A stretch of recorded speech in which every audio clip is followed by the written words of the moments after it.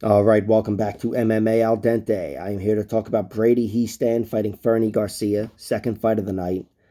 Brady is 5-2 overall in MMA.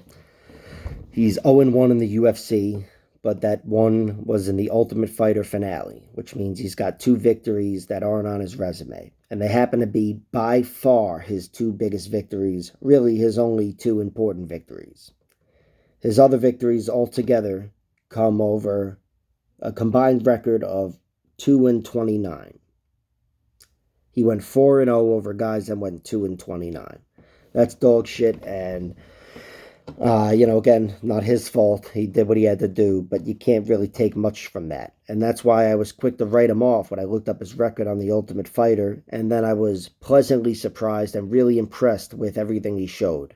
His one loss before he went to the Ultimate Fighter was to Chad and Helliger, who was the only guy worth a fuck that he fought. And Chad was losing that fight and then TKO'd him in the third round, which is the story of Chad and Helger's fights individually and also his career. He's a comeback guy. But that's a tough fight. A guy with those traits fighting, a youngster like Brady Hiestand, which is why I was quick to say Teresa Bleda at 20 years old, she might suffer she might suffer a TKO loss or whatever. She might get finished in this fight because she's 20 years old. Well, that's the thing with Brady Hiestand. Whatever. He was a youngster and he was fighting a man with a deeper resume and really good knack for the comeback. So that was a tough fight for Brady. And going on to the Ultimate Fighter, I didn't think much of him. I thought he would be overwhelmed by guys with deeper resumes. And instead, he thrived. He took out Vince Murdoch in one round. Vince Murdoch was 11-5, 11 and whatever. Had a decent record, but absolutely would have been favored to beat Brady Hiestand on paper, and Brady ran through him. And then against Josh Reddinghouse, who was the veteran of veterans on that show, I think he was the top veteran. He had a very nice record, and Brady went to war with him, which was more impressive than even his fight against Vince Murdoch. He went to war, almost finished him back and forth, and generally speaking, won the positional battle. But he didn't stop fighting. It was a tooth and nail battle. And, Brady showed not only can he give it on the ground and on the feet, but he can take it. And he ended up walking away with his biggest victory, what would be his biggest victory if it was a pro win. Those are his two biggest wins by far. And then he went to war with Ricky Tercios. I did think he lost that fight, but still, it was razor thin and a very nice, impressive performance from Brady Hiestand. Again, just, erasing doubt that this guy might be broken or overwhelmed or discouraged or whatever. Nope, no such thing. I think he's a guy who's going to be there unless you choke him unconscious or knock him dead. He's going to be in the fight till the very end. Fernie Garcia, there's no reason to doubt him in that regard. He's 10-2. His two losses are decisions, and he's a guy who seems to he seems very tough. Doesn't seem hurt, but he doesn't seem too skilled physically. Technically, I should say. He's a guy who was out wrestled by Journey Newsom and outpointed in general. Really couldn't get going. Was kind of just thwarted on his feet. And and his other loss too was to a guy, Cody Freeman, who had a 7-5 record.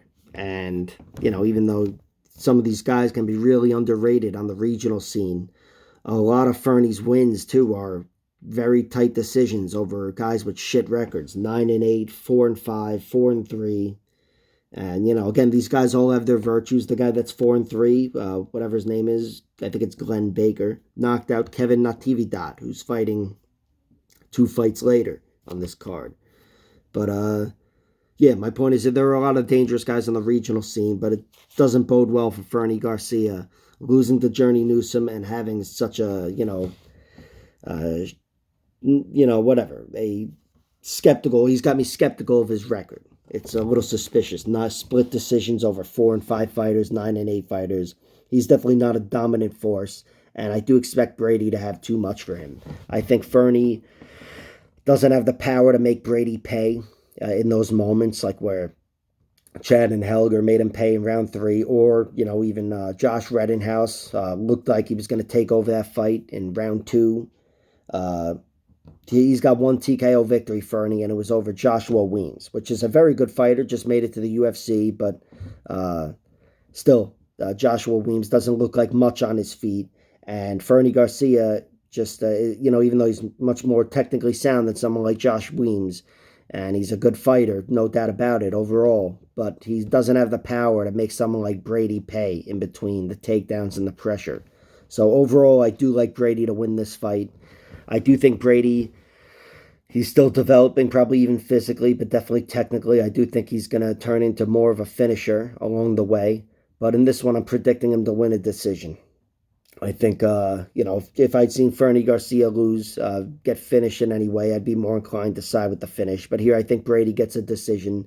I do think on the feet, Brady might be the more powerful striker. Brady's no slouch on his feet, and he's a dog, no doubt about it. But the wrestling's going to be what dictates this fight, and I do think Brady gets his takedowns when he wants them and has a good amount of control on the ground. So Brady Hiestand via decision is the pick. You could get it at plus 150, but I'm not in love with that because even Brady's own virtues, his offense, his finishing ability, has me doubting that. But still, Brady via decision is the pick. All right, like, share, subscribe, all that horseshit, and check out my other videos.